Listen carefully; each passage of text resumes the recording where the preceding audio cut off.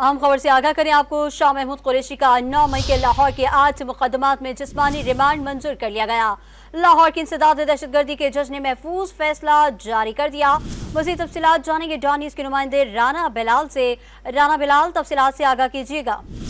जी देखें, शाह महमूद कुरैशी का 9 मई के लाहौर के 8 मुकदमात में 9 दिन का जिस्मानी रिमांड लाहौर की सदर दहशतगर्दी अदालत ने मंजूर किया है, जिसका तहरीरी हुक्म भी जारी कर दिया है। और अदालत ने शाह महमूद कुरैशी से तफ्तीश से मुतल्लिक रिपोर्ट 5 जून को अदालत में पेश करने के अहकाम जारी किए हैं। शाह महमूद कुरैशी से वीडियो लिंक के जरिए जो है वो तफ्तीश की जाएगी। इंसदाद दहशतगर्दी अदालत के जज खालिद अरशद ने महफूज किया गया जो फैसला है वो जारी किया है। पुलिस ने यह दरखास्त दायर की थी कि शाह महमूद कुरैशी से तफ्तीश मुकम्मल करनी है। तफ्तीशी के मुताबिक मुलजम ने सोशल मीडिया पर वीडियोज और पैगाम जारी किए और पुलिस के मुताबिक मुलजम की जानिब से सोशल मीडिया पर अपलोड किया गया तमाम मवाद जो है वो फोरेंसिक लैब भिजवा दिया गया है। पुलिस ने यह इस्तदा की थी कि शाह महमूद कुरैशी से तफ्तीश के लिए उनके जिस्मानी रिमांड में तोसीक की जाए।